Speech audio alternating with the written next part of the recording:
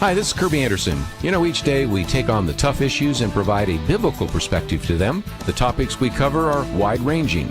Apologetics, theology, prophecy, creation and evolution, intelligent design, marriage, family, child-rearing, the millennial generation, trends in society, politics, economics, business, religious liberty, the Constitution, public policy, foreign policy, military policy, tensions in the Middle East, abortion, homosexuality, pornography, sexual ethics, media, technology, history, and America's godly heritage. We talk about anything that affects your faith, your family, or your freedom. So don't go anywhere, because Point of View starts right now.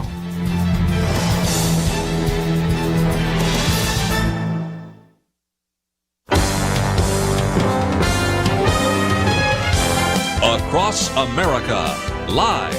This is Point of View.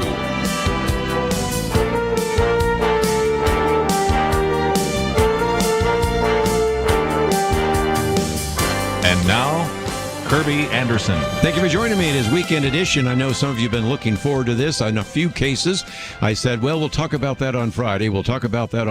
And we will now actually talk about that today as we talk, first of all, with Penna Dexter, co-host of Point of View. First of all, thanks for sitting in for me last week when I was in Oregon. Did a great job, and hate to always miss that, but that was one opportunity for teaching that was very good.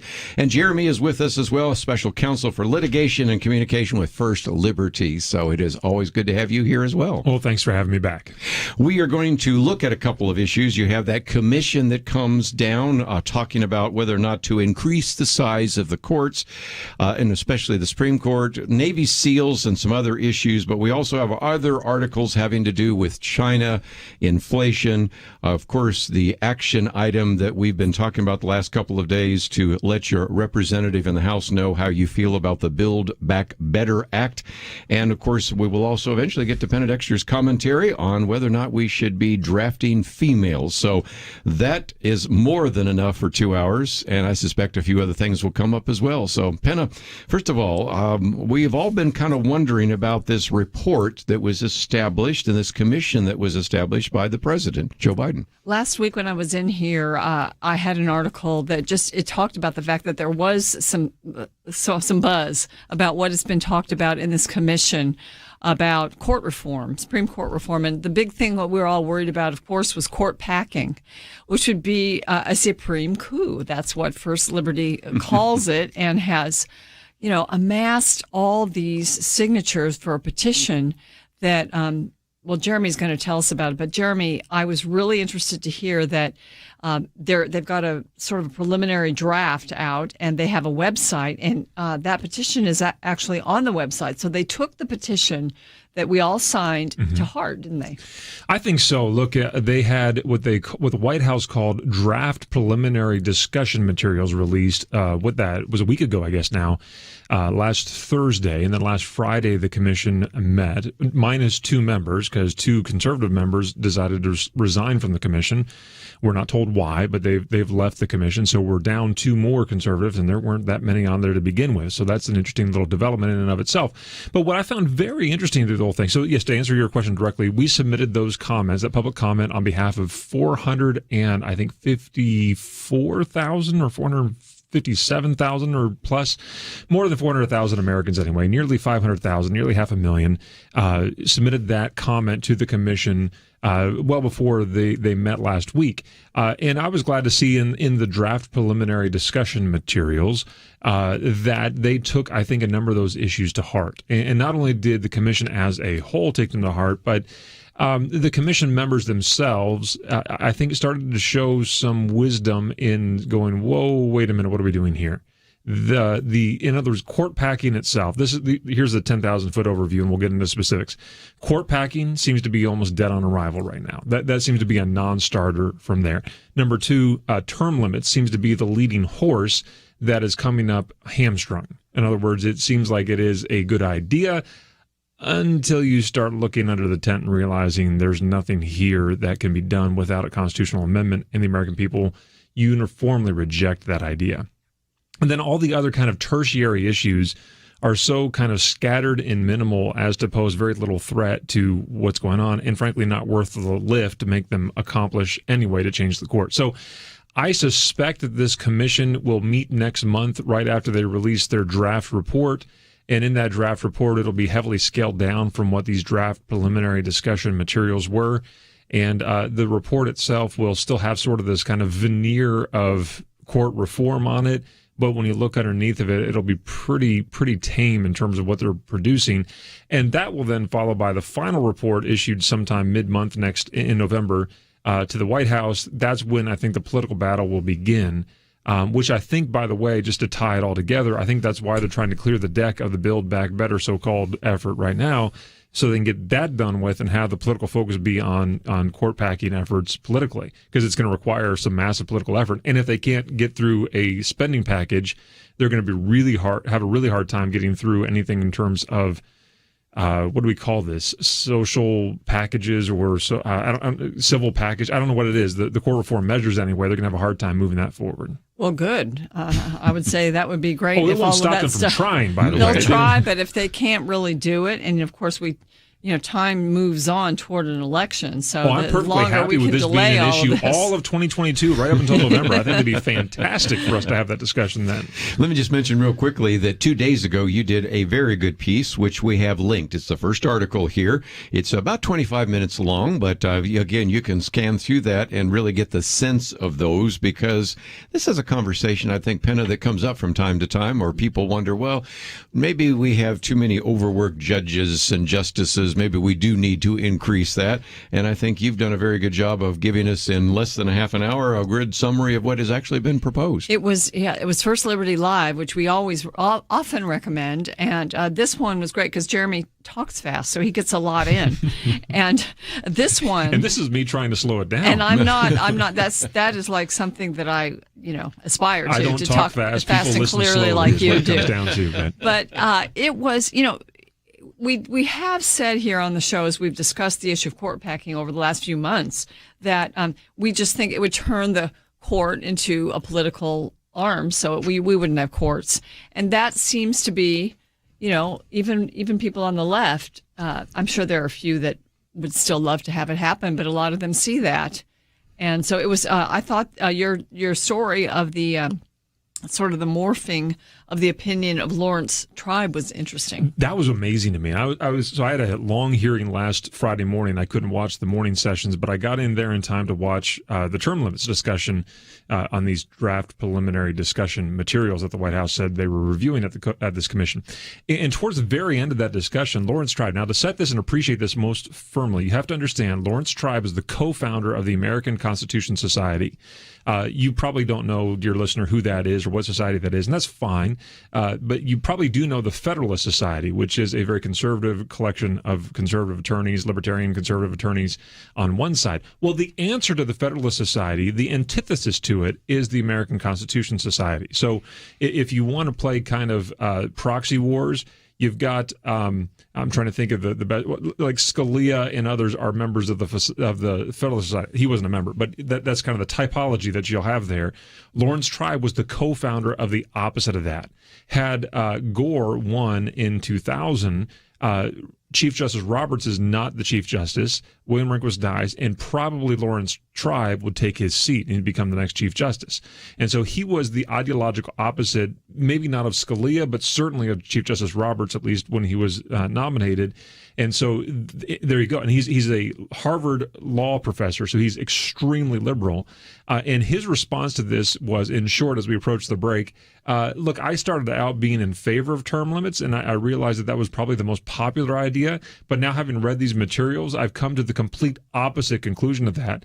And the other thing he said about that, we have to get into right after this break, because it's even more important and sets up a greater discussion about it. We'll come back and talk about Lawrence Tribe and some of his changes, and then we're going to talk about the Navy SEALs, because First Liberty representing 40 U.S. Navy SEALs. This will get your blood boiling, or at least get your attention. We'll talk about all of that right after this.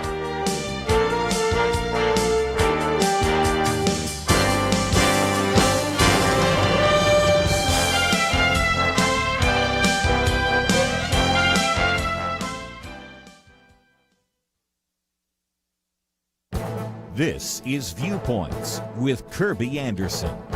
How can we resolve the apparent tension between the scientific presentation of evolution in the Bible, Some Christians attempt to reconcile the two views by saying that evolution is true and that's the mechanism God used. Prominent organizations such as Biologos insist that theistic evolution, sometimes called evolutionary creation, is a superior view because of the evidence for evolutionary theory. Authors of a new book challenge that assumption based on their scientific understanding and their theological concerns. The book, Theistic Evolution, A Scientific, Philosophical, and Theological Critique, is edited by scientists like Stephen C. Meyer, philosophers like J.P. Moreland, and theologians like Wayne Grudem. Stephen Meyer was on my radio program recently to talk about his articles and contributions by other scientists. He says that he feels that many pastors and theologians believe they're under an obligation to accept an evolutionary worldview. Then they feel they have to interpret the scripture from that evolutionary hermeneutic. But the contributors to this book actually argue that it is hardly necessary given the current status of the evolutionary model. Meyer believes that there is a very large disparity between the public presentation of the evolutionary theory by science popularizers and textbook writers and the actual status of the theory as you find it in peer-reviewed literature. In fact, some leaders of the field are actually calling for a new theory of evolution and for a new mechanism for evolutionary change. The book not only raises scientific questions about evolution, but also deals with the philosophical and theological questions that arise once you adopt a view of theistic evolution. Where does the fall and human sinfulness fall into an evolutionary narrative? Is Adam a mythological figure or historical figure? These are important questions raised in this new book that will challenge you to consider what you believe about origins. I'm Kerby Anderson, and that's my point of view. Go deeper on topics like you just heard by visiting pointofview.net. That's pointofview.net.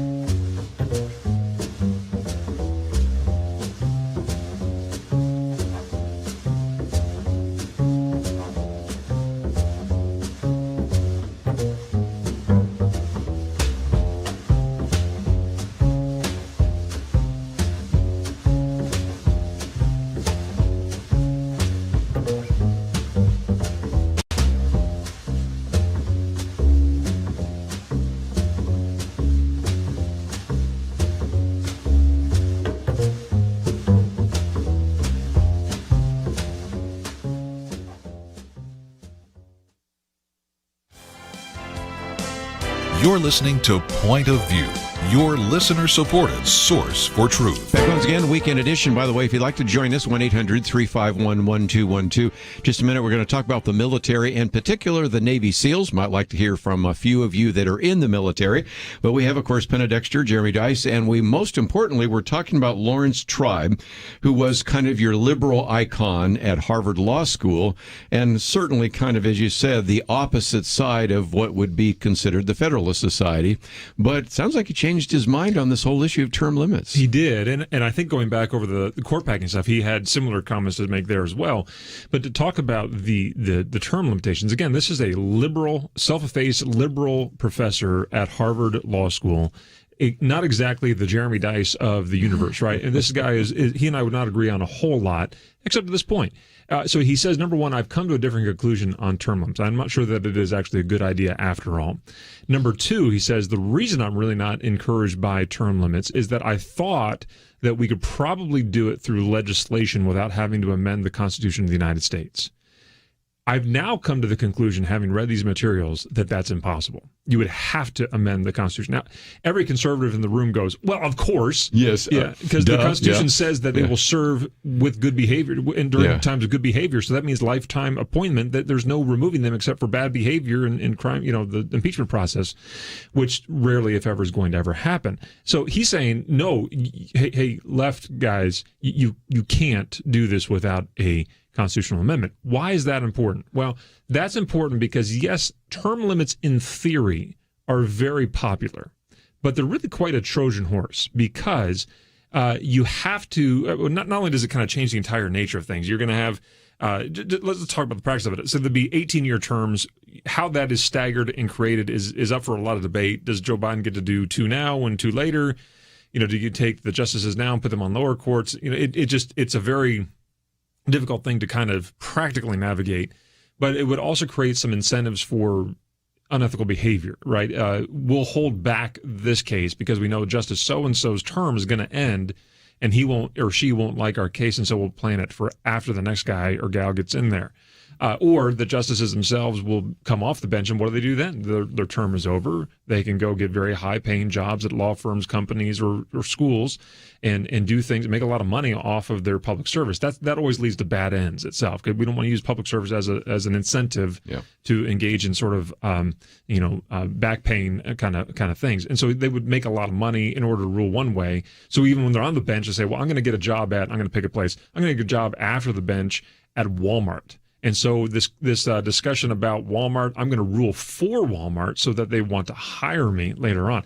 Just on the kind of like the practical level, that's why term limitations becomes really problematic. But more encouragingly to me anyway, is that the Constitution stands in the way of this. And so 70% of Americans, we know this, that 70% of Americans say that any court reform measure that comes my way that has to change the Constitution, dead on arrival. Right. And so if you have to propose to me a constitutional amendment, and if you think you are better than the founding fathers on this question, you're wrong. And you're going to have to prove me really hard to say that why you would be right. And so the idea of a constitutional amendment is 70% plus of people in the United States say, no way, don't bring that to me. I'm not gonna agree with that whole thing. And that, I think, is the underlying hidden beauty of that entire discussion last week with the commission, because running through the whole thing as just kind of this little undercurrent that was silently there is this Constitution standing silent guard over our civil liberties. The founding fathers made it specifically and intentionally difficult for the Constitution to be amended. Why? Yes. Because they didn't want to leave our civil liberties subject to the fancy whims of the current age. Right. They recognized that these were important things that need to be held inviolable, and so they didn't want to make it easy for some fringe group, or in this case, radical progressive leftists that want to upend and change, and this is their admitted state, they want to change not only the court but the country, and so they wanted to make it very difficult for that to happen, so that our inalienable rights that were given to us, again, not by government but by God, those would remain well protected. And we know that the Supreme Court really truly is not only the last bulwark of the Constitution, saying what the law is in relationship to the Constitution, but they're really the last safeguard of our civil liberties. So thankfully, that Constitution, as you heard these commissioners, and there are some doozies on that commission making these arguments on there that are just bizarre and wacko, and they really want to go in this crazy, even if I want to be more kind and say this ivory tower kind of way of approaching this whole thing that doesn't have any basis in practical reality, they're having to jump over these extremely high hurdles of the Constitution in order to do it, and it frustrates them to no end. And it's so good to see, because that's exactly how the Constitution is supposed to act. It's supposed to prevent the left from tinkering with the Constitution, and it's supposed to prevent the right from tinkering with the Constitution, so that our freedoms are specifically and candidly protected. It can be amended, and we have shown that it has been amended, 20 some odd times now, for very important and specific reasons. But that is a measure to be exercised very, very carefully, and with not only 2/3 of the Congress agreeing, but 2/3 of the states agreeing as well. That to me is I think the untold story of this whole commission is how the Constitution itself is preventing the destruction of freedom and the removal of our civil liberties in the face of a political mob that really wants to do both. So once in a while, when the mob decides to convene something like this, it's not necessarily a bad thing. When you actually, the result becomes then, okay, no, your ideas do not pass constitutional muster. We still have a constitution. We'll abide by it. One question I do have, though, is court packing. That would have not taken a constitutional amendment, would it? No. It was just a vote. That's right. But again, the limiting principle on that does run up against the Constitution, because it gives the power to the Congress to be able to do that, to change the seats and to change the jurisdictions and things like that.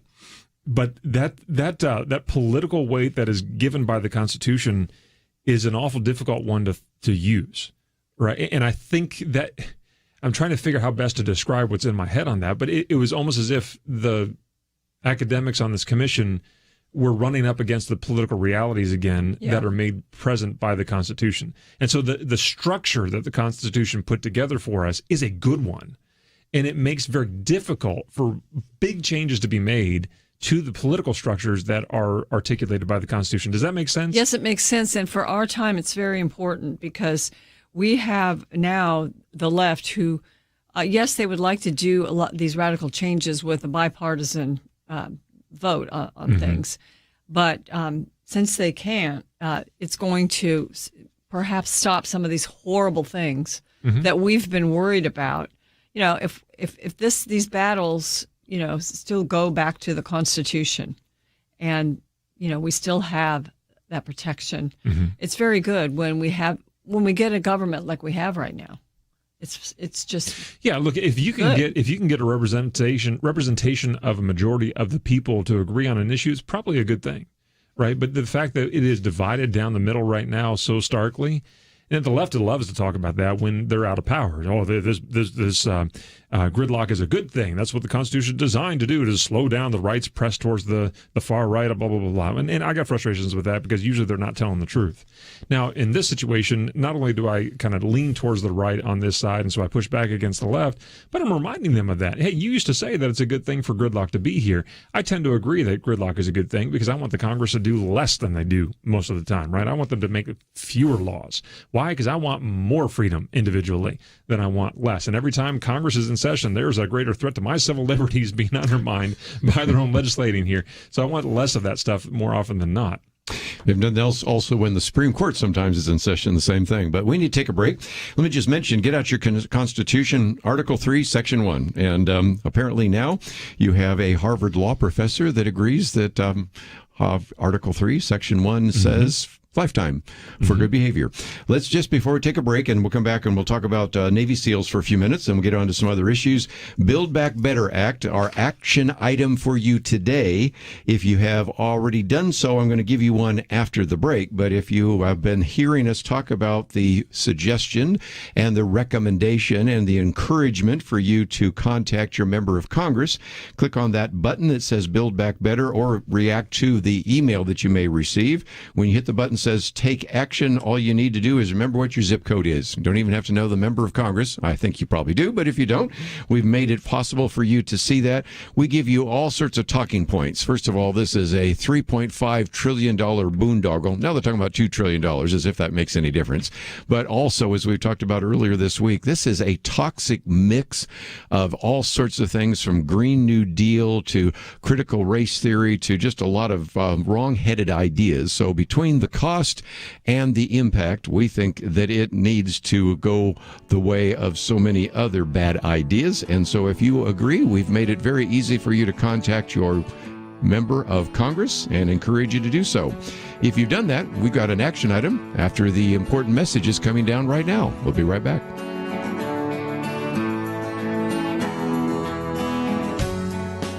Supreme Court Justice Clarence Thomas recently said, "The Declaration of Independence has weathered every storm for 245 years. It birthed a great nation. It abolished the sin of slavery, and it endeavored to address its effects. While we have failed the Declaration time and again, and the ideals of the Declaration time and again, I know of no time," said Thomas, "when the ideals have failed us." While some see our founding as fatally flawed and promote ideas that have failed every time they've been tried, at Point of View, like Justice Thomas, we still believe in America's ideals. And if you do too, make a difference today. Join the Truth Team as we promote the unchanging truth that gave us liberty and prosperity. Visit pointofview.net/team or call 1-800-347-5151. The original Americans responded to the call. Will you? Pointofview.net/team and 1-800-347-5151. Point of View will continue after this.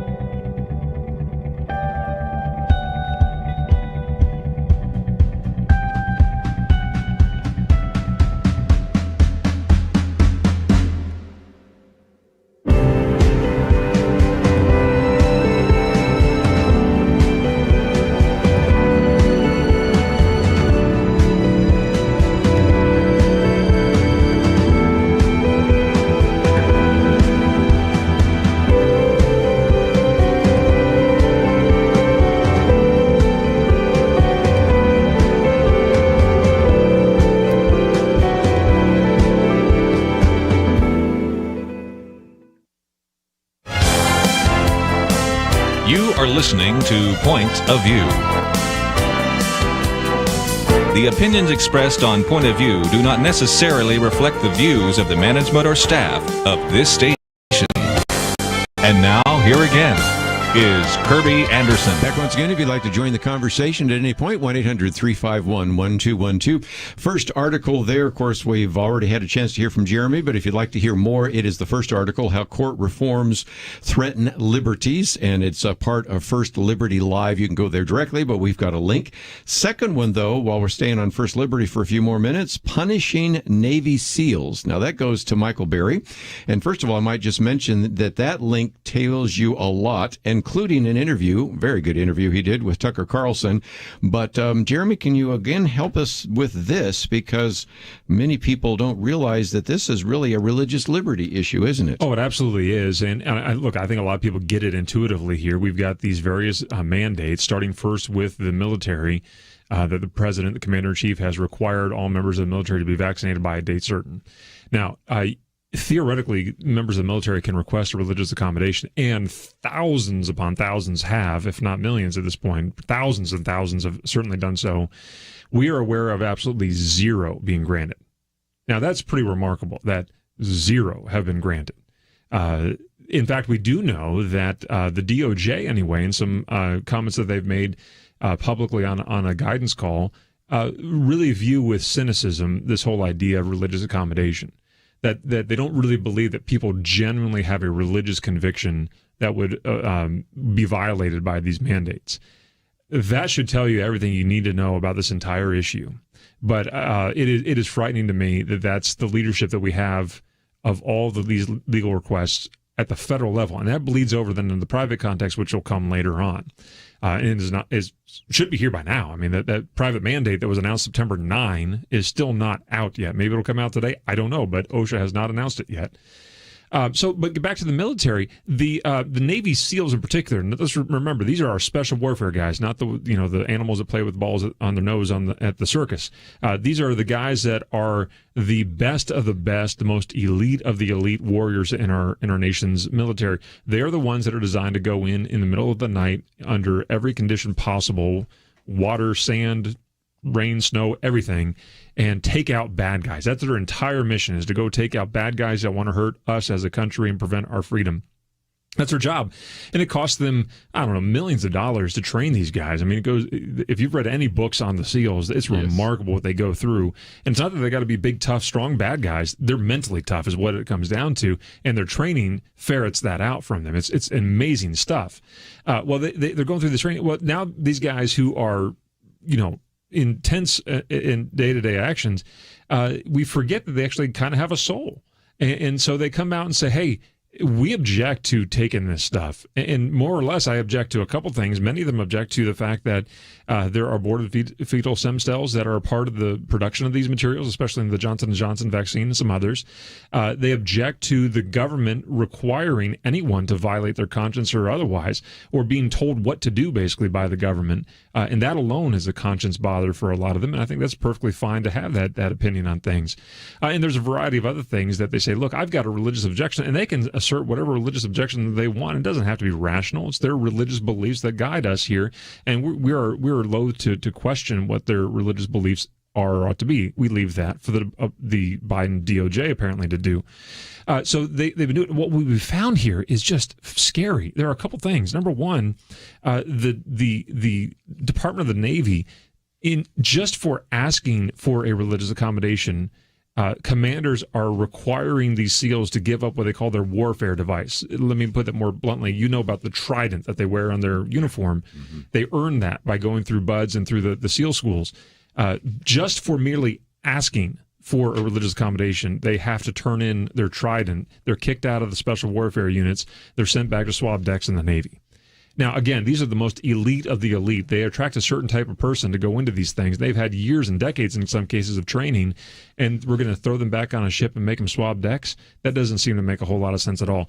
The Navy has made an order that requires not only the SEALs to remain in place, but also their families. Now, I don't know how the Navy gets off making orders of private citizens that are not under their jurisdiction or control, but the Navy's families are not allowed to travel anywhere unless they are vaccinated. That is shocking to me that they would have that level of overreach. And perhaps the most egregious one in my mind at all, we're getting word from the community that if they request a religious accommodation or even get it by some miracle, they will be potentially court-martialed and kicked out of the Navy. And kicked out would be a very good scenario in that situation. Court-martials can result in going to jail. That's bad enough, but it actually gets worse, that they're seeking, in some cases, to recoup the training funds that they've spent by the government to train these guys. So you're talking about, E6s that are supposed to be paying back $2 million for their training on things. That is unbelievable. And I would, in some respects, I would hate this, so take this with my tongue firmly planted in my cheek, but I would love to see the Commander-in-Chief go after a Navy SEAL for a bill of $2 million and then go run for re-election. I think that would be tremendous. Right. But the mere fact that they're even insinuating that could be a possibility is bad enough. Look, this You think you're going to intimidate a Navy SEAL? Well, I mean, look at Joe Biden. Physically, I don't think Joe Biden's going to provide much of a threat. But in terms of one's pocketbook, where you're going to be going bankrupt for having served this country with honor and distinction, having missed kids' birthdays, like being born, having missed their graduations and other things, and gone and put their literal lives on the line to preserve our freedom in some of the most secretive missions on the planet, much of which we don't even know about. And you're going to turn around and tell these guys, get out of the Navy, go to jail, and pay back the money that we spent to invest in you. It's absurd. What's really going on in my mind is what Mike said on the air the other night with Tucker. This is an ideological purge. They have found a way, the left has found a way to make people on the right raise their hands and say, I'm either a person of faith or at least I'm a conservative, if nothing else. They want to know who we are. They want to know who we are. And if you're not going to self-select out of the program, they're going to figure out a way to get you out of the program entirely so they can either put their people back in there and maintain their ideological purity to the left, or at least weaken the military so much that it weakens our standing in the world. Do we have a lot of people that are trained Navy SEALs sitting around waiting for jobs right now? I can imagine that, it's going to take a while They don't grow to on replace trees. those people. That's right. I mean, look, how many Navy SEAls do you know personally, right? None. Right? It's not very many. If you're lucky, you know a couple personally. But these are not people that just simply, grow on trees. As I said before, you have to go out. Again, go read Luttrell's book. Go read the American Sniper book and find out what these guys go through to become a Navy SEAL. It's significant and intense. But there's a certain bent of society, certain guys in this country that's what they want to do. And that's what, frankly, I think God has put them on the planet to do. So I'm glad that but they're also not only saying, hey, here's who I am, they're being ideologically purged out of the military. Down the road, what the left is doing right now is really sending a message to people like them. You're not welcome in the military. Now, I think that's wrong, and if you're listening and that's you, don't be dissuaded from this. Keep going down that path. Thankfully, I think our country is going to survive this administration, and Lord willing, will also allow a new administration to come in that will have a much more willingness to see people like you in the armed forces and the Special Warfare Division. So keep on going, because we're going to need warriors like you, but become the warrior poets that these guys are as well, that understand not only their strength, but their faith as well. Let me just mention, some of you are thinking, what can we do about this? Well, first of all, the second article is one that you can actually read, and you might want to make sure that you do actually subscribe to First Liberty. But at the very bottom of what we have is you can sign a letter of support. And so that's where you can put your name, email, and everything. And then there's a place where you can have a personal note of encouragement to the Navy SEALs. You might say, I heard about this on Point of View. That'd be kind of encouraging to know that they were being talked about on a national radio program. And then you can give them a note of encouragement. And I would encourage you to do that. So that's your action item for today. It's the second article. And of course, we want to hear from some of you in the military. What are you thinking about these issues? But as well, there is another part of that, Jeremy, and we did mention this very good interview that Michael Berry did with Tucker Carlson. It's about 3.5 minutes long. So the other action item is maybe you could click on that that, there's a share button. So put it on your Facebook page, put it on a Twitter feed, send it to somebody in the military, or just to somebody that you know that might say, I had no idea that this was going on right now. So those are a couple action items, don't you think? Oh, absolutely. Look, and just as the same way that this program was very responsive to our calls for the Supreme Coup petition and the public comments that we filed, and 400,000 Americans plus signed that. Look, that made a big difference over in that context. I guarantee you your comments over here on behalf of these SEALs is going to make a huge impact as well. And I know you'll pass on some of those comments. So if you've always wanted to say thank you to a Navy SEAL, we've made it pretty easy for you. Again, we're just trying to make it as easy as possible. You don't have to even have the name and address and everything. It's all right there. Just simply go to the second article, firstliberty.org. Of course, you can find it there, but we've got all the links that you need. And we need to take a break. When we come back, first of all, of course, you'll hear Penna Dexter's commentary on female draft registration. I thought we might talk about that since we're in the military. Penna will talk about your commentary, which you can hear right now if you're on computer, right after this.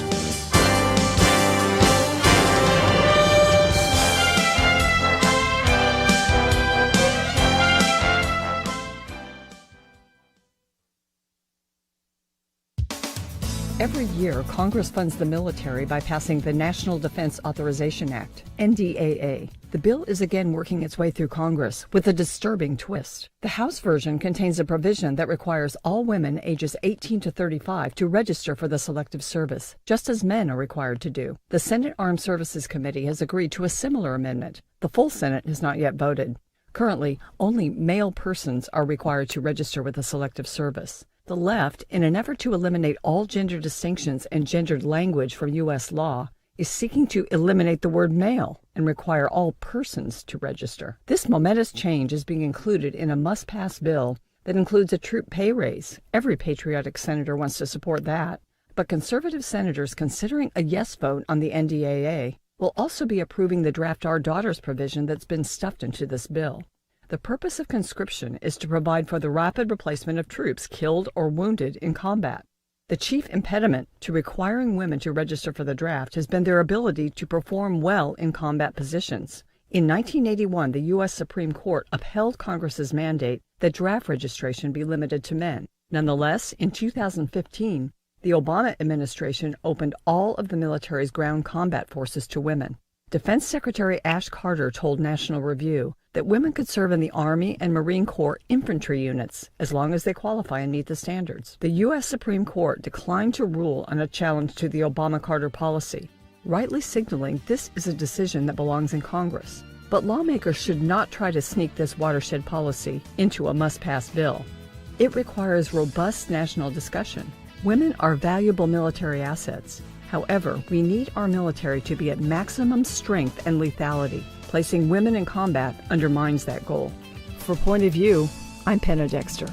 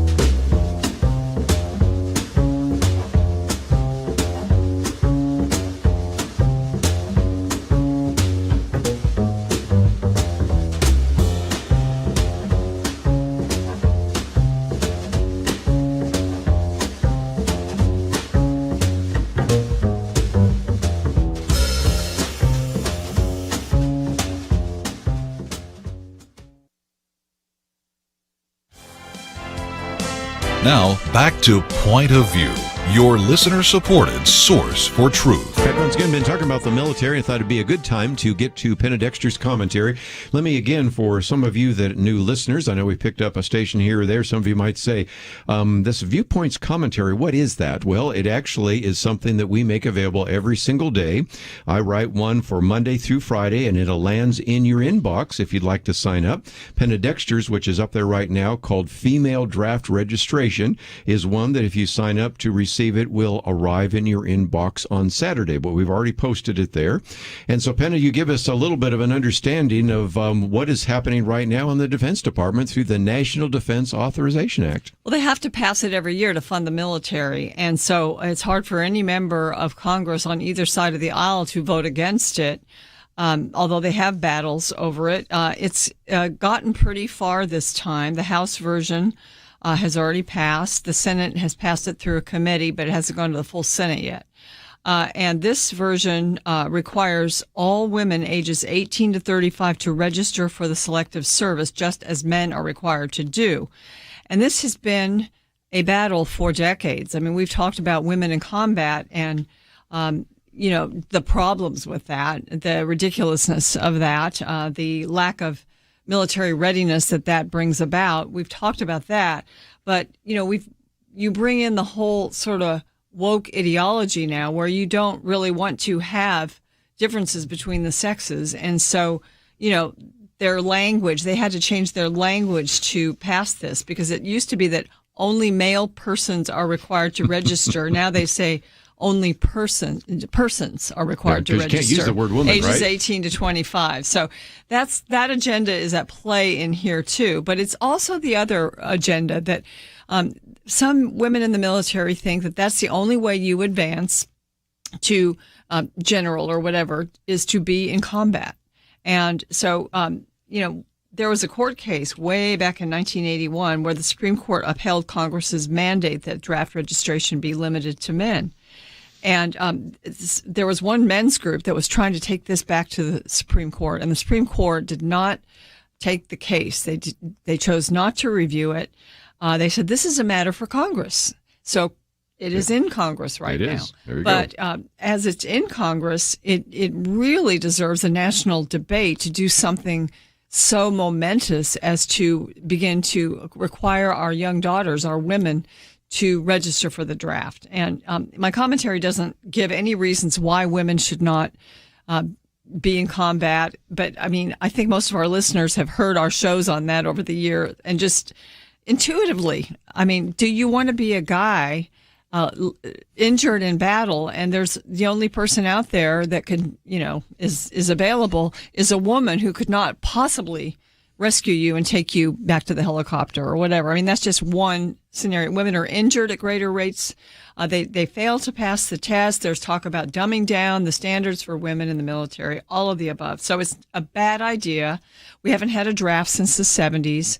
We don't need more people to be in the registration rolls. This was just a completely ideologically inspired piece of legislation, and we really have to stop it. We need the senators to be brave and bold right now, and we need the U.S. Senate to vote this thing down.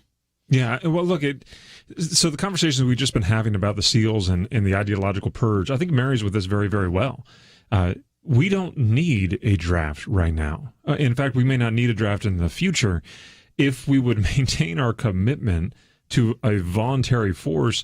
We may never need a draft whatsoever. Not, yeah. There are more men in this country that are, and frankly, more women too, that want to volunteer to be in the military if we would honor their service in such a way that would encourage them to be so. I was struck by the contrasts on things, and look, I'm going to be grabbing some things that are probably on the margins of things, but you got China testing that weird missile thing that they had, that ramjet missile they had earlier this week. What's the contrast going on in our, we're having nail painting parties at these bases across the country, or whatever it is. They're serious, we're not. Exactly. Yeah. They understand the mission of a military is to kill your enemy and to protect your country or advance your country's interests. Now, I disagree with the way that China does that, and I think they do it wrong. And they do have a conscription. But in our country, we have a volunteer force that is willing to go and slit throats if necessary, and fly these incredible planes and do all the things that are necessary. And yet we want to spend more time indoctrinating them into this sort of, they're trying to use the microcosm that is the military as a test market for all the crazy ideological ideas that they then want to foist upon Americans. It starts with the military. This has always been the case, right? Well, because they have to do what they're told. Correct. In the military. So you start there. Yeah, you start there, and then it bleeds out elsewhere as well. So you'll put in, President Obama did this as well, got rid of a bunch of 4-stars and put in people that would obey, and put in the ideological wokeism that we're seeing today. And that's, I mean, is it any surprise where we have a general with stars on his sleeve go to Congress and say, yeah, I want to understand my own white guilt? I mean, for goodness sakes, that's not your job. Your job is to go kill the bad guys. That's what you're supposed to do. And we also have an admiral that was a man, now is a woman, I guess, and that whole thing. Could you define woman for me? Well, we can't even use the word anymore, but I just thought I would throw it in just for a moment, just to remind us. And Penna, again, for the old guys around the table, since I'm the oldest one, back in the 1990s, we were talking about how under President Bill Clinton, they were seeing the military as a social experiment, and this, which started embryonically in the 1990s, is exploded now here in 2020s, hasn't it? It has, and the numbers of women serving in the military have exploded also, and women serve very well in the military. Women are suited to many jobs in the military, but I mean, because they like to, the left just ignores biology today completely, so you can't ignore the fact that men just have a different muscle structure and are just stronger than women. I mean, you're going to be fighting men, and so and some of the stories, even out of the 90s, of women that were in the Middle East and were, they were maybe in a supply convoy, but somehow they got in a combat situation, and things that happened to them didn't go well. It doesn't go well, and it also it pulls at the heartstrings of men who, on one side they want to protect women, but on the other side we're all in this battle, and if I go and protect her, then I'm not fighting the enemy. I mean, there's another piece of the puzzle. And it's just it's just a social engineering, but I think it's also this whole woke agenda that's added to it right now is making it tough for perhaps some politicians to vote against it. But I hope that we have enough senators that are, the Senate they're older, a lot of those guys. Maybe they have a little more of the traditional ideas in the back of their brain, even though they're Democrats, to stand against this. I hope so, because it's not a popular idea among the American people. If nothing else, they should pay attention to the fact that we do at least still have some individuals, both in the House and Senate, that have served in the military, and those percentages have dropped precipitously, as of course we all are aware of. But if nothing else, Jeremy, it reminds me of the other conversations we've had about trans athletes, because we were talking about Navy SEALs. I don't know that there are too many women that are Navy SEALs, too many women that are Rangers, too many women that play in the NFL, and you go down that long list. Anytime you want to start with this assumption there's no difference between men and women, I think we know better. Well, again, you have to start at the definitional stage. Define for me what is a woman. And if the left can provide me that definition, then we can have the discussion. But right now, they will include a lot of things that don't meet the biological or anatomical definition of a woman. And they will not actually take a position on what that could be, because it would undermine their position as to what woman is. And so you pointed to it correctly. Now they're saying just person in the draft has to be. It's almost the erasure of womanhood. Of course it is, and that's the horrible thing. And that is purposeful and by design to make sure that we undermine the foundation stones of our society. You can't have family without male and female. It's impossible. You have to have that at some point in the process for that to occur. You can complain about that and push back against it all you want, but you will not have a baby otherwise. Well, we're going to take a break. We'll get to a lot of other topics, but we need to take a break. And if you'd like to join us at any point, 1-800-351-1212. It's all at our website, pointofview.net. We live in a digital generation. Point of View is reaching this often overly plugged-in generation with truth. You can keep up with us 24 hours a day using your phone, your tablet, your laptop, or your desktop. Search for the Point of View Radio Talk Show on Facebook, where you can keep up with today's issues, learn about current and upcoming guests by liking us on Facebook. Also, follow us on Twitter. Our handle is @PointOfViewRTS. That stands for Point of View Radio Talk Show. Learn, interact, make a difference with Point of View using new media. And here's one way you can make a big difference. Help us increase our reach by spreading the word among your friends. Share a Facebook post. Tag us in a tweet. With enough joining us to plant seeds, we'll see a tremendous harvest. Come on, it only takes a minute. Search for Point of View Radio Talk Show on Facebook, @PointOfViewRTS on Twitter, and subscribe to the Point of View Radio Talk Show channel on YouTube. Learn, interact, share. The Point of View Radio Talk Show. Point of View will continue after this.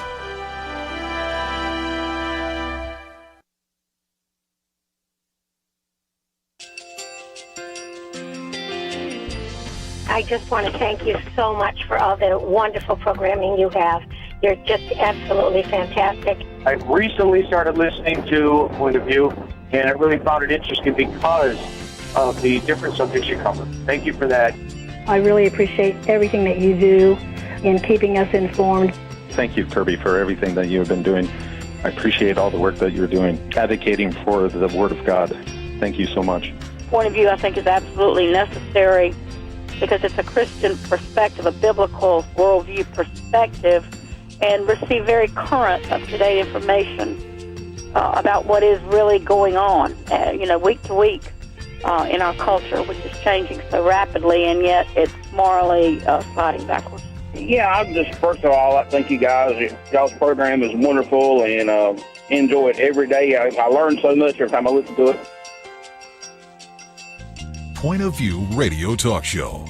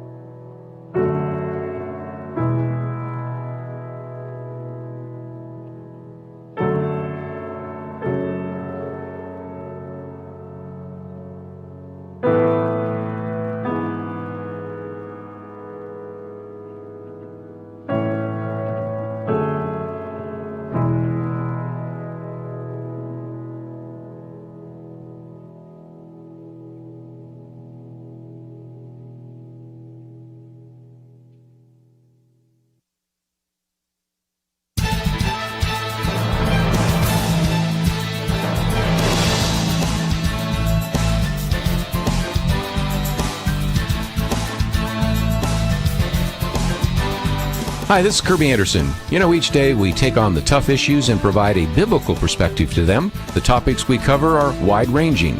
Apologetics, theology, prophecy, creation and evolution, intelligent design, marriage, family, child-rearing, the millennial generation, friends and society, politics, economics, business, religious liberty, the Constitution, public policy, foreign policy, military policy, tensions in the Middle East, abortion, homosexuality, pornography, sexual ethics, media, technology, history, and America's godly heritage. We talk about anything that affects your faith, your family, or your freedom. So don't go anywhere, because Point of View continues right now.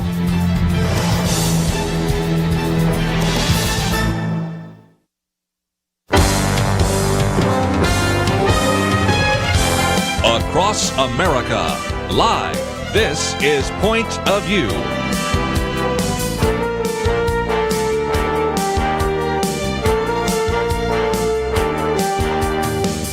And now, Kerby Anderson. Second hour today. If you'd like to join the conversation, we certainly welcome your phone call, but we're going to spend some time now talking about China.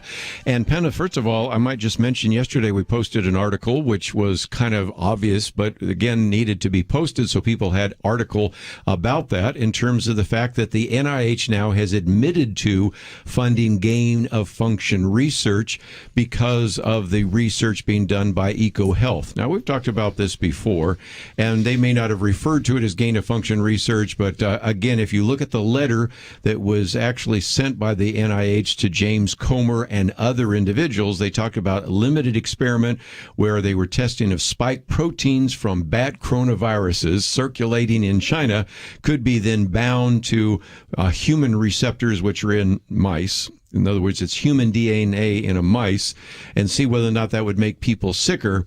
Well, so that's what gain of function means. Yeah, so basically, yes, we'll see if we can then allow people to actually increase the transmissibility or increase the deadliness of this. And so that is the piece that we posted yesterday, but the one that Not saying anybody did it on purpose, right? Oh, no. But I think we have a better idea of where it might have come from. And what we have right now is the third article. Journalists that have been covering up until now for Anthony Fauci aren't looking so good, because it turns out that it's quite possible that Senator Rand Paul was right. And there was some statement or two by Anthony Fauci that was deliberately or accidentally misleading. What have you found? Yes, that's true. And, Rand Paul, of course, he's pretty bold, and he asked a lot of questions of Anthony Fauci, and he didn't let up on him. And then he got critiqued in the media big time. And Anthony Fauci then is, held up as the expert, of course, and the truth teller. But there have been other cases where he's just slightly, tweak the truth a little bit. And so, yes. Now we know that he has, because of this letter. And so this article that we posted at pointofview.net, it basically just quotes some of the famous journalists. For instance, the fact checker at the Washington Post, Glenn Kessler, he said, "We wavered between 2 and 3 Pinocchios because, and this was about Rand Paul. Yeah, I wanted to give it to the senator. Yeah. Yeah, because there's still enough questions about the work at the Wuhan lab to warrant further scrutiny. Well, guess what? That's right. The questions were warranted. The scrutiny was warranted. And Kessler went on to say that before this anyway, that Rand Paul, not Anthony Fauci, had created a false, misleading impression by playing with words and using legalistic language that means little to ordinary people. Rand Paul, they are saying, did that, but it was actually Fauci that did that. Mm-hmm. Then you go to Jake Tapper at CNN, and he says, today on Capitol Hill, Fauci was confronted with an accusation basically from Kentucky Republican Senator Rand Paul. I don't want to get in the details, blah, blah, blah. But the bigger picture here is that as a health professional, we keep seeing this. Trump allies in Congress, they don't mention Rand Paul is also a doctor, and governor's offices and the media trying to make Fauci a COVID boogeyman. Those again, are just two. And again, those are available today because if What nothing are else, they going to say? Are they going to now come back and apologize? I don't know, but Jeremy, one of the things I sometimes say when people get all upset about fake news and media biases, eventually the truth wins out. And it is amazing to me the number of times we've said, I think we have pretty good evidence that the virus came from the Wuhan Institute of Virology. We have pretty good evidence that somebody was doing something that looks like gain of function research. And guess what? Eventually the truth comes out. What did you call Anthony Fauci, a cultural boogeyman? That seems to be pretty polite in terms of what most Americans would want to say. Yeah, that's what this article that we posted. Yeah, you didn't say it. I'll make sure that's clear. But for goodness sakes, it's... it was actually Jake Tapper that said it. that makes it even more rich. Yeah. Go find me the bat. Yeah. Find me the transitional quote. And they have been looking. They have been looking hard for this. I mean, are we really still on this 20, how many months into this? 20 months now into this whole thing? Are we really still thinking that, this is just naturally occurring? Come on. It wasn't naturally occurring. Why aren't we just calling China out for what it is? Or even our people? Because, the blame does go to the top of the NIH and CDC very clearly. And if that is the case, and Mr. Fauci, Dr. Fauci, Boogeyman Fauci, whatever we're supposed to call him, if he in fact is the one that has signed off on and is now hiding his own or protecting his own backside on this whole thing, then the game that the left is playing politically that depends upon him for its support will fall immediately. And I suspect that's why we're not. I mean, it's very uncommon, frankly, for a head of an administration to continue on in another administration when the president changes. Yeah. And yet Dr. Fauci has remained on. Now, I know he's stuck over through something because it's a smaller agency, but one that is that prominent and has had so many side-by-side photos of a different president, they usually don't carry on in that way. I just got to think that makes some sense somewhere. There's too many people that have too much reputational cachet to lose. Yeah, and none of us are wearing tinfoil hats right now. We're not. I've never known Kerby Anderson to be a conspiracy theorist. Quite the opposite of that. Neither has Penna Dexter been. And I've been listening to you since I was, in the 8th grade, so I know of which I speak. You keep reminding me. I'm sorry, it was actually elementary school, but I was trying to be nice. So it makes us feel so old. This is, for goodness sakes, guys. But we're very proud of you that you listened to Point of View when you were young. Yeah, it wasn't so much you; it was me that I was trying to get. No, this is not some harebrained issue. It's very obvious that something has gone wrong when people are trying to do the right thing, right? And it went badly, and this now man-made virus is there. This is emblematic, again, of what the left so often does. They think you're so stupid they can't give you the truthful answer to things, so they got to make up one for you. Right. And then tell you how to behave. And now we've seen this experiment for the last 20 minutes. They screwed up. Now they've told you a half or full untruth of the whole thing, half truth or a full untruth, and told you now how to behave literally from the cradle to the grave. Yes. And we continue to many Americans continue to somehow act in obeisance to this whole thing as if that's going to get any better. No, we are now in the visible demonstration of the old adage of trying to do the same thing and expecting different results is insanity. It is. That's where we're at right now. And so I'd like to ask Dr. Fauci politely to just remove himself from the stage and allow somebody else in here to try something different, because whatever you've tried for the last 20 months has been bad. It hasn't worked. Leave. And even the distraction, we've all this last week heard about this is the pandemic of the unvaccinated. First of all, you can get into all sorts of questions about that. But it was said by the president. It was said by various people in the media. It was said by Jen Psaki. I mean, you go on down. And I always want to come back and say, no, it's the pandemic that came out of the Wuhan Institute of Virology. And for everybody trying to pretend that it didn't come from that, and whether it was there accidentally or intentionally, we're paying a heavy price for even the cover-up that China did. And we're paying a heavy price, and we're making the price, we're multiplying the price by all of these crazy reactions that we have. We've divided the country. Sure have. We've wiped out many businesses. We've deprived children of a year of schooling. I mean, what else can we do this pandemic has wreaked havoc, but we've wrecked a lot more by our policies. Going to take a break, but when we come back, we'll just spend another few minutes on China because, after all, we have this hypersonic ballistic nuclear missile that was launched. We'll talk about that right after this.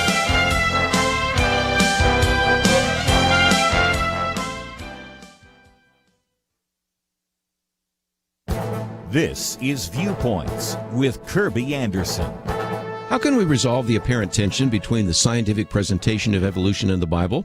Some Christians attempt to reconcile the two views by saying that evolution is true and that's the mechanism God used. Prominent organizations such as Biologos insist that theistic evolution, sometimes called evolutionary creation, is a superior view because of the evidence for evolutionary theory.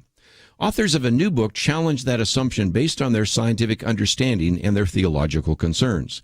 The book, Theistic Evolution, A Scientific, Philosophical, and Theological Critique, is edited by scientists like Stephen C. Meyer, philosophers like J.P. Moreland, and theologians like Wayne Grudem. Stephen Meyer was on my radio program recently to talk about his articles and contributions by other scientists. He says that he feels that many pastors and theologians believe they're under an obligation to accept an evolutionary worldview. Then they feel they have to interpret the scripture from that evolutionary hermeneutic. But the contributors to this book actually argue that it is hardly necessary given the current status of the evolutionary model. Meyer believes that there is a very large disparity between the public presentation of the evolutionary theory by science popularizers and textbook writers and the actual status of the theory as you find it in peer-reviewed literature. In fact, some leaders of the field are actually calling for a new theory of evolution and for a new mechanism for evolutionary change. The book not only raises scientific questions about evolution, but also deals with the philosophical and theological questions that arise once you adopt a view of theistic evolution. Where does the fall in human sinfulness fall into an evolutionary narrative? Is Adam a mythological figure or historical figure? These are important questions raised in this new book that will challenge you to consider what you believe about origins. I'm Kerby Anderson, and that's my point of view. Go deeper on topics like you just heard by visiting pointofview.net. That's pointofview.net.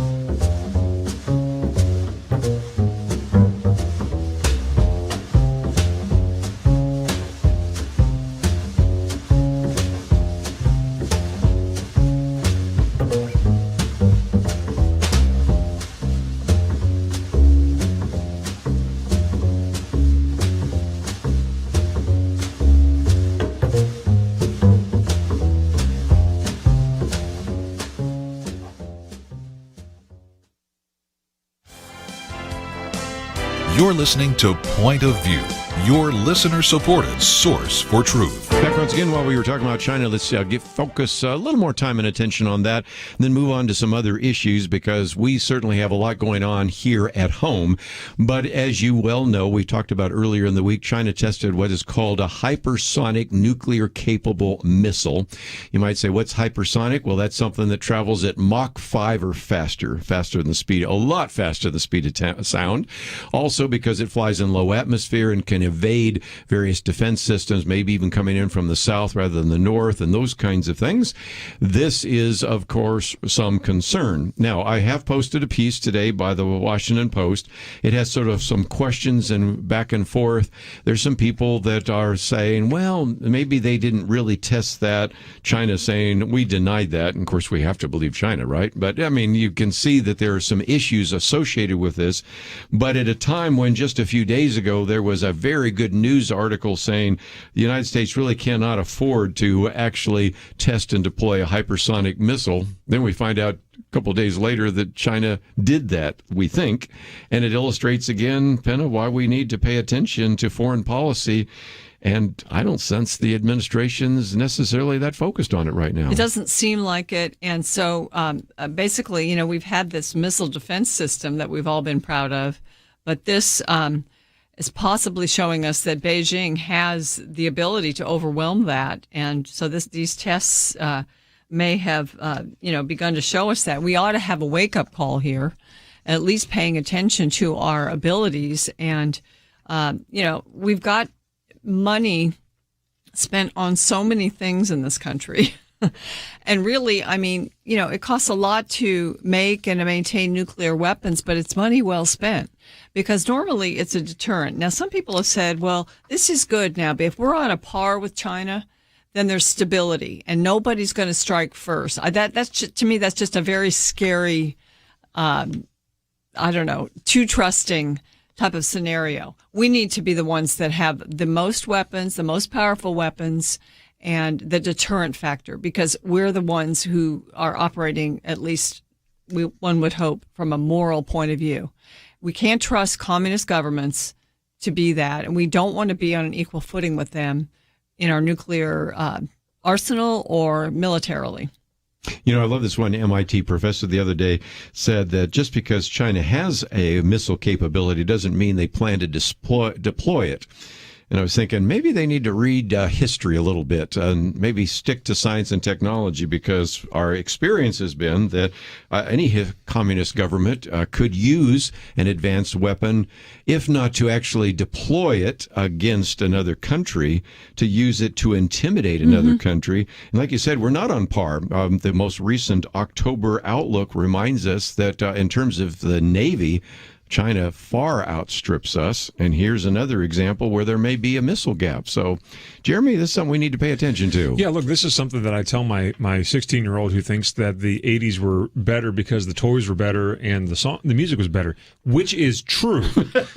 But it's also better because we watched our Cold War on our side win that Cold War through this means. Yes. We're very much in a second Cold War with different countries this time, but the same truths hold still. And what China has learned, they learned the lesson from us about the Cold War, about how to deter and strength through peace through strength. Thank right. you. I was tripping on that. Reagan's term. Exactly. But we have decided that we're going to get peace through beauty pageants and navel gazing and Olympics. Maybe. I mean, even if you're going to allow them to be actually inclusive Olympics, right? We have to have men competing with women in these things. So we've got more sociologically driven peace efforts than anything else, as if we're going to actually win a war against China like the dissident in China did by putting the rose in the tank's gun. China is not going to, and did not kindly take to that person doing that. They're going to simply blow us off the face of the planet, which is exactly what they would like to do to us, just like Russia did. So it would be wise for us to take a lesson from history, as you say, Kerby, and remind ourselves of just my lifetime ago about the Cold War and how we won that. We did that through things like the B-117, developing through Skunk Works, preceding that the Black Hawk that was able to go, and preceding that the U-2 bomber or spy plane.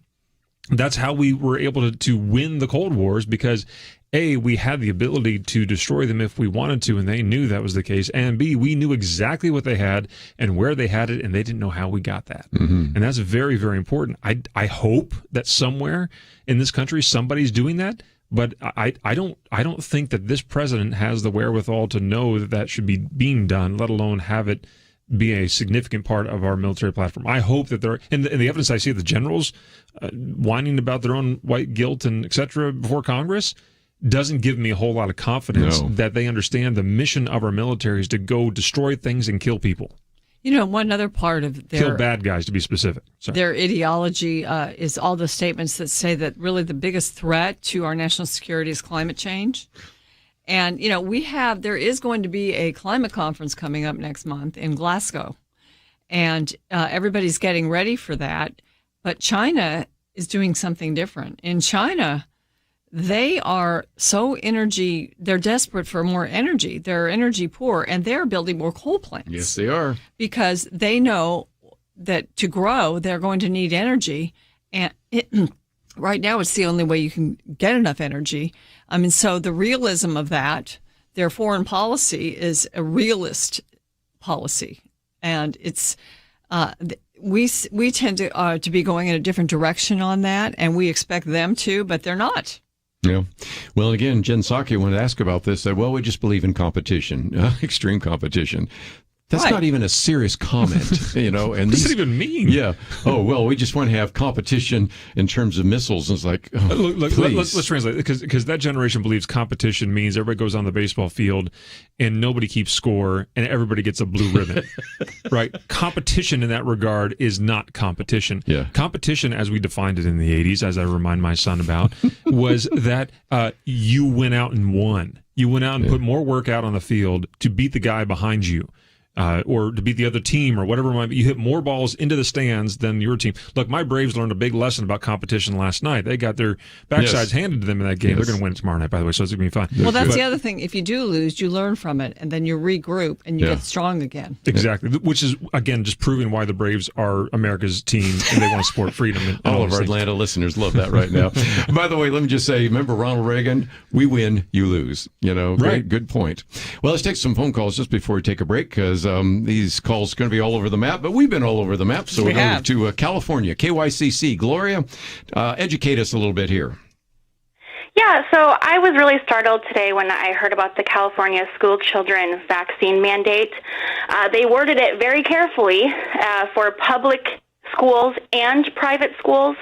I don't know if other states are aware, but for California homeschool families, we have to register as a private school. So homeschool families don't have a choice. Wow, I didn't know that. So all public and private schools are under the vaccine mandate. Right, and homeschool families are considered private schools. I wonder how they're going to enforce that on homeschoolers. Because we're registered with the school district, just Come to like your they're house? going door to door, I think they're coming door to door to businesses for the, restaurants, enforcing it there. I think they may be going door to door since we're considered a private school. They can come to our home. I think good movie watching for all of us would be a couple things. If you want to go G-rated, then definitely go with A Bug's Life, and remember, that there's a certain way of life that the grasshoppers wanted, and certain ants stood in the way of that. If you want to go a lot more classic, there are two versions of this, such as a modern remake, which is as good as, if not better than the original, but The Magnificent Seven would be a good thing for us to be watching at the moment. And it frightens me. Look, we see it doesn't have to be California only. We know what's going on in Australia. Do we think that Governor Newsom would be any less peaceful than what they've been over there? They'd be very happy to walk into the local door of this fine young lady's homeschool and kick it in and make sure that your kids are vaccinated, which is ludicrousness. I mean, goodness sakes, how many kids have even been infected, let alone had serious complications from COVID over the last 20 months? Come on, people, let's start to think a little bit. Yes. I think with the vaccine, with side effects from the vaccine on children, I think you do run the risk of doing a lot more damage than you do good by making all these kids get vaccinated. Well, again, that's an issue we probably will follow up on. So, Gloria, thank you for being our eyes and ears out there. And, of course, you've just heard it, and we'll see how that plays out in the next few days. And, of course, some people might call First Liberty. And I think Jeremy's about ready to say, stop calling. You've had so many phone calls. There's a great resource on our website at firstliberty.org for guidance for you to review. Please look at that first. Yes. Study it very, very carefully. And then, only then, feel free to send an email or make a phone call. Yes. We'll take a break. We have a lot more to cover. We'll do that right after this.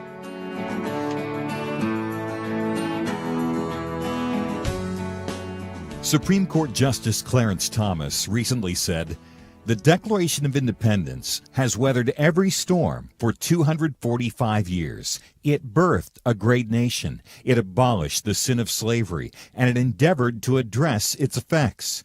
While we have failed the Declaration time and again, and the ideals of the Declaration time and again, I know of no time," said Thomas, "when the ideals have failed us." While some see our founding as fatally flawed and promote ideas that have failed every time they've been tried, at Point of View, like Justice Thomas, we still believe in America's ideals. And if you do too, make a difference today. Join the Truth Team as we promote the unchanging truth that gave us liberty and prosperity. Visit pointofview.net/team or call 1-800-347-5151. The original Americans responded to the call. Will you? Pointofview.net/team and 1-800-347-5151.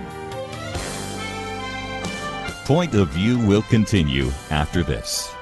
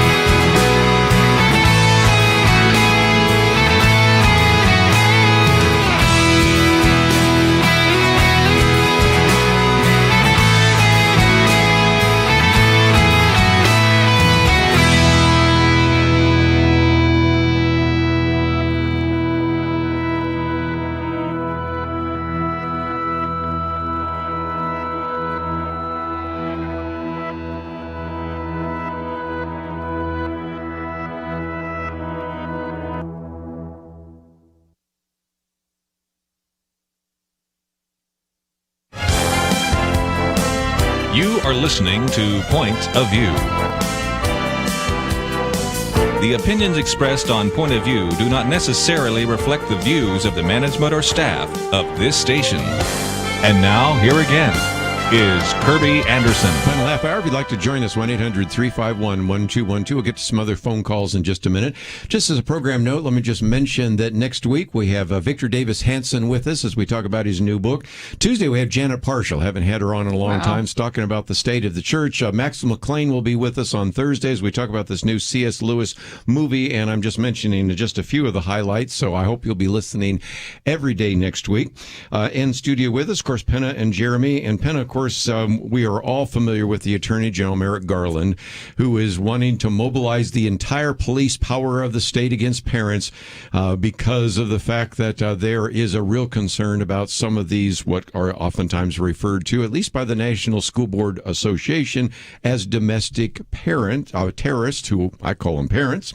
And as a result, we have posted a piece here where yesterday, in a House hearing, Representative Jim Jordan asked some pretty tough questions about the Attorney General's stance and why, indeed, he would go along with such ideas. Yes, he went along with the school board sort of union's statements that parents who are fighting policies in the schools that are objecting to them are domestic terrorists that need to have the FBI stop them. And, of course, when Merrick Garland then was pulled up before the House Judiciary Committee, he basically kind of tried to pull back on it and to say that, he doesn't think parents are domestic terrorists and parents have the right to object to a school board curriculum. But the damage was already done. I think he created fear among parents.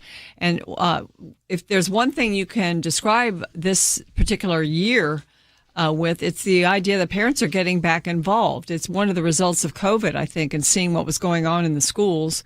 And other ways of parents seeing that their children are being made to apologize for their race and also are being taught that there's no difference between boys and girls. And so Jim Jordan he uses some strong terminology in order to describe this stuff. You're not going to, even though he says he never meant to say that parents were domestic terrorists, a lot of parents now around the country feel like they have something to fear from their FBI. And they have to fear because they are defending the curriculum or the objections to certain horrible woke type curriculum. And so I just think, the assurances that they try to give, we're not going to use the Patriot Act against parents, things like that, they ring hollow. And education is going to be a huge issue in the next election. I think if we look at what happens in Virginia next month in their gubernatorial race, we're going to see that. Well, I mean, I don't know what the outcome is going to be, but it's a big issue in that election. That governor's race is an important one, and we talked a little bit about that yesterday with Jim DeMint.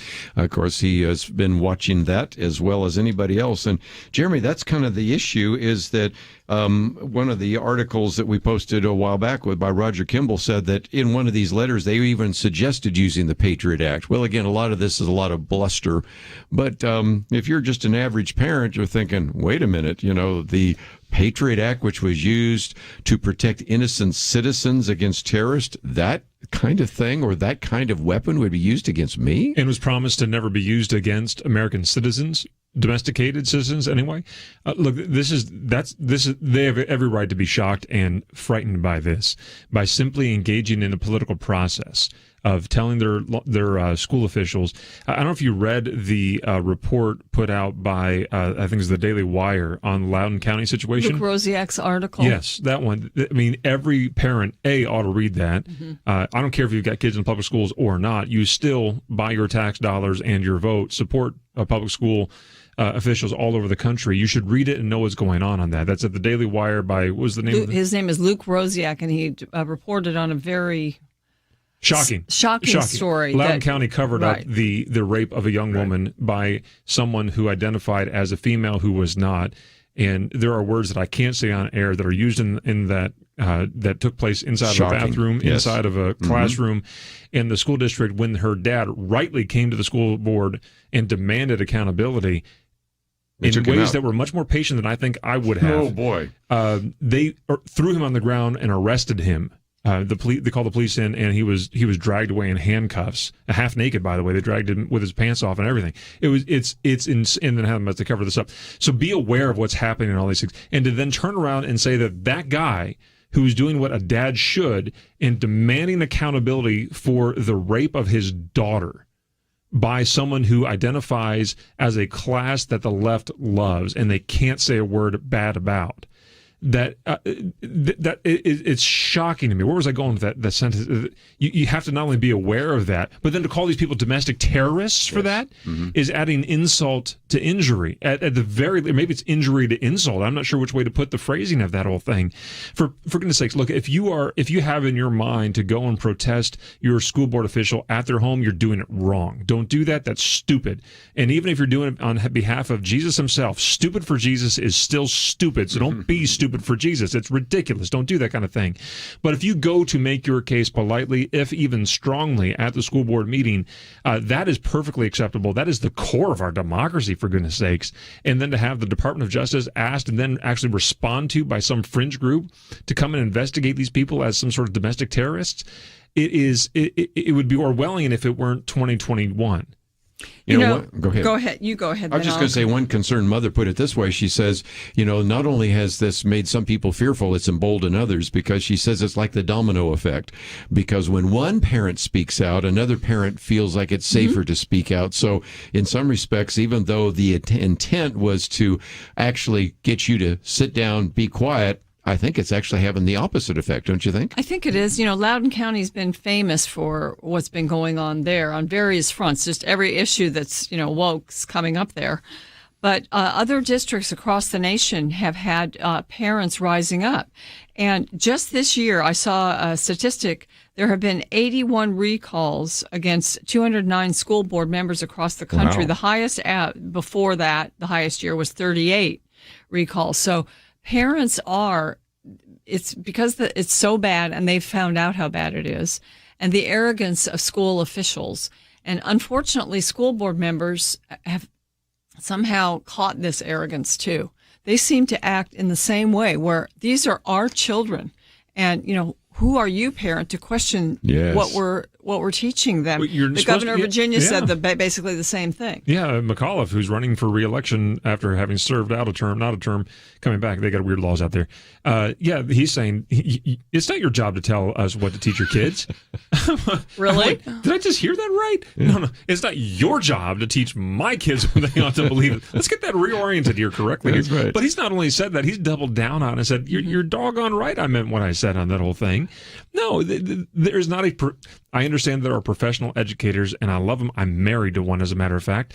But there ought not to be a professional education class, and that is what we currently have right now, that you can't go against what they say. There was at one point where that class did not exist, and somehow we were able to, invent the telescope, discover penicillin's uses, and all these things that didn't have to come by the teaching of some sort of professional class educator here. And these things, goodness sakes, I cannot believe that someone would even begin to think that you couldn't have a voice in the education of your child, which just serves to remind you, if you have your kids in public education, I understand there may be a need for that, but make sure you are very closely connected to what your teacher, your parents, your kids as teachers are teaching, and involved in the education of that child at every step along the way. Penna, with that recall, it reminds me that we said that when the pandemic broke out, all of a sudden people that had never really paid attention to who their county judge was began to know who that was, because he or she was making some very draconian kinds of statements and comments and regulations. I think the same thing. There have been a lot of parents and even taxpayers that said, I really don't know who's on the school board, but they're paying attention right now, aren't they? They are. And, the school board members, they get elected by the people. It's a good place if you want to get involved. It doesn't cost that much to have a school board campaign, because not that many people vote in those elections. So if you go and run and get a few people behind you, you have a good chance, and then you can make a big difference. And we need that now more than ever, I think. We need to get control of our school boards, because leftist regimes, communists, socialists, they want to get to children, and that's where they go. They target a lot of their activity toward the teaching and indoctrination of children, and it's certainly happening But we do live in a country where we have the mechanisms to stop it if we use them. Let me just mention, we're taking a break and we'll come back and talk about some other issues. But this piece not only tells you about the back and forth between Jim Jordan, what a great job he did, and the Attorney General Merrick Garland, but also it includes a video that was not allowed to actually be shown. And that has to do with the fact that Chairman Gerald Nadler did not allow it for a technical reason.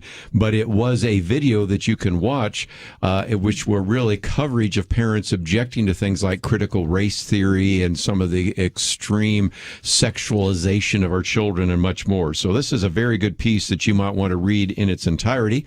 It gives you a good summary of the back and forth. So the video is embedded in yes. that? Okay. So you can actually watch the video if you'd like to watch it.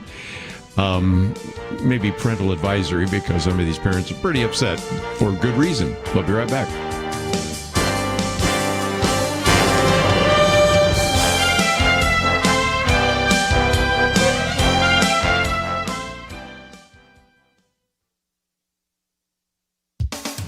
Every year, Congress funds the military by passing the National Defense Authorization Act, NDAA. The bill is again working its way through Congress with a disturbing twist. The House version contains a provision that requires all women ages 18 to 35 to register for the Selective Service, just as men are required to do. The Senate Armed Services Committee has agreed to a similar amendment. The full Senate has not yet voted. Currently, only male persons are required to register with the Selective Service. The left, in an effort to eliminate all gender distinctions and gendered language from U.S. law, is seeking to eliminate the word male and require all persons to register. This momentous change is being included in a must-pass bill that includes a troop pay raise. Every patriotic senator wants to support that. But conservative senators considering a yes vote on the NDAA will also be approving the Draft Our Daughters provision that's been stuffed into this bill. The purpose of conscription is to provide for the rapid replacement of troops killed or wounded in combat. The chief impediment to requiring women to register for the draft has been their ability to perform well in combat positions. In 1981, the U.S. Supreme Court upheld Congress's mandate that draft registration be limited to men. Nonetheless, in 2015, the Obama administration opened all of the military's ground combat forces to women. Defense Secretary Ash Carter told National Review that women could serve in the Army and Marine Corps infantry units as long as they qualify and meet the standards. The U.S. Supreme Court declined to rule on a challenge to the Obama-Carter policy, rightly signaling this is a decision that belongs in Congress. But lawmakers should not try to sneak this watershed policy into a must-pass bill. It requires robust national discussion. Women are valuable military assets. However, we need our military to be at maximum strength and lethality. Placing women in combat undermines that goal.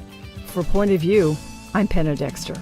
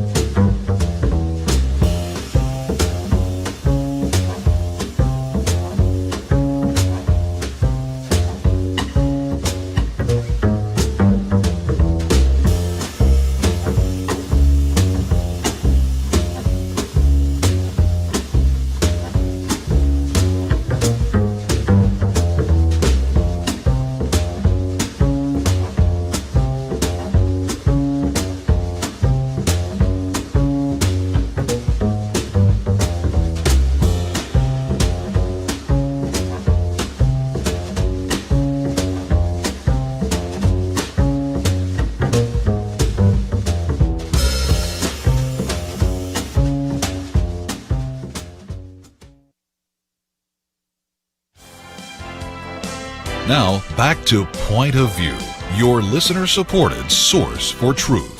Back once again, and we only have a few minutes left, and let me just mention real quickly that one of the articles we are now going to get to is called the $10,000 IRS tax dragnet, And, of course, that goes back to the fact that we've been hearing for some time that in the legislation that we're encouraging you to contact your representative about, the Build Back Better Act, would allow the IRS to get information from your bank or credit union for any transaction of $600 or more.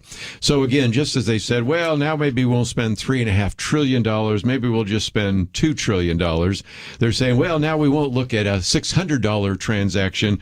We'll just look at $10,000 over a year, which is basically the same thing.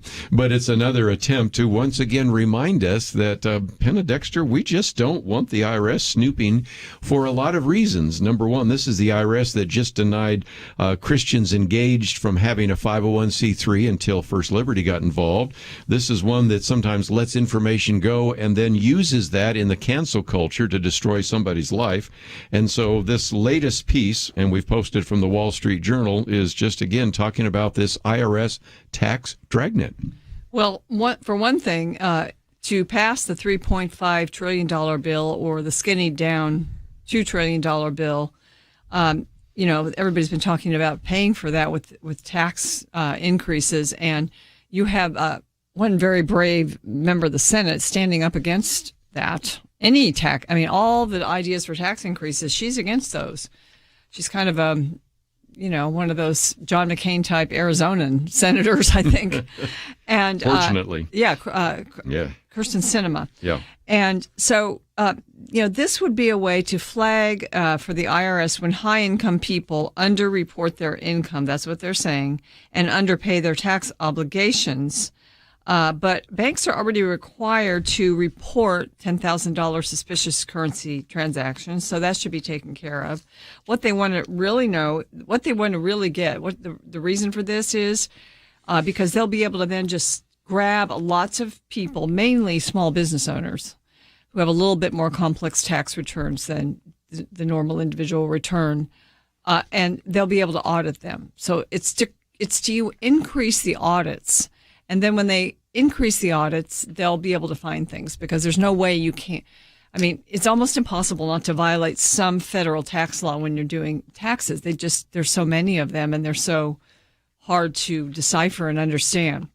So they want to squeeze money out, for tax cheats. They want to blame people to be cheating on their taxes and squeeze more money out to pay for this bill. And it's all it's going to do is it's going to squelch some people from starting small businesses, where very often in small businesses, the profits come through the individual owners or a couple of the owners, and then they have to pay taxes on that. And then, but all the write-offs that the business gets, those write-offs get to be written off. And, the government will start questioning all of those and really getting in under the covers here. Look, we don't want that. We do not want that. I think all Americans need to know is that this would make it easier for the IRS to do its job. That's enough to be against it. Or do its job too well. Yes. No, the IRS should have a really hard time getting our money, period. Yeah. It should have a really difficult time. And it should have to prove, good grief, I think taxes should have to do this too. It should have to prove that they're entitled to the money that they're trying to take from me. So no, I don't think I want that camel's nose under my bank account's tent. No, thank you. I don't want, make it easier to audit, make it easier to just simply deduct it. I would rather go back to the days when you would have to go down to the clerk's office and physically write a check for my taxes. You want to see how fast the tax rate drops after that? That's right. Real fast. When I've you know always what you're said that, actually paying, it'd be remarkable. We used to throw tea into the harbor over lesser taxes than these. Where's the local tea boat that I can go and dump a bunch of this IRS-owned tea over to say, hey, stop taxing me and stop trying to take my money? Another thing this does is it basically makes your bank your adversary. Yes. Because the banks are then going to have to provide all this information about you to the IRS. And that's not a good situation either. And that's going to drive people out of the banks. And they're going to go to electronic currency or something else that can't be tracked by the government.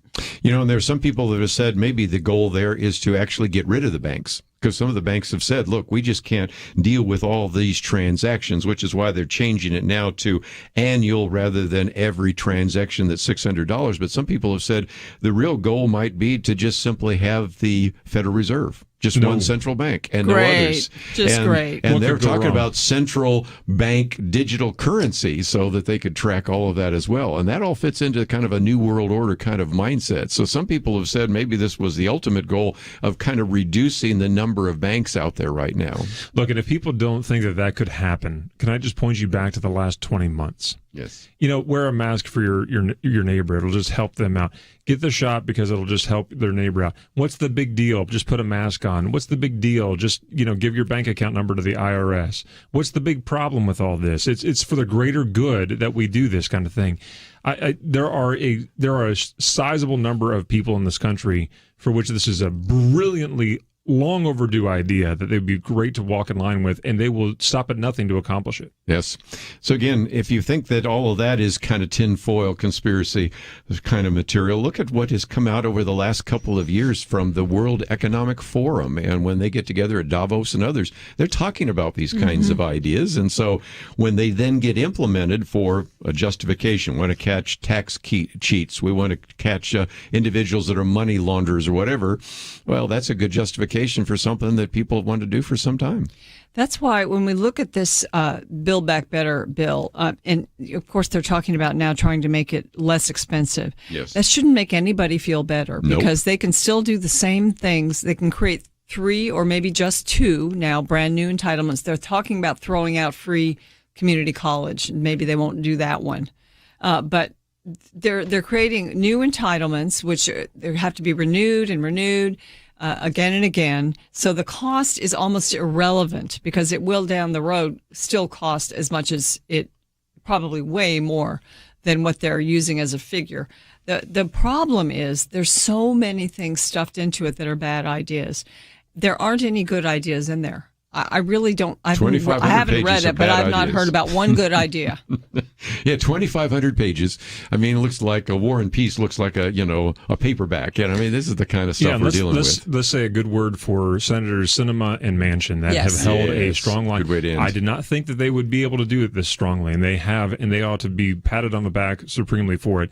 Because if they weren't standing strong on this, then that remember we said this months ago. This is the test balloon for the filibuster and packing the courts. Mm-hmm. If they cave here, they will cave everywhere else as well. And so thankfully they have held that line.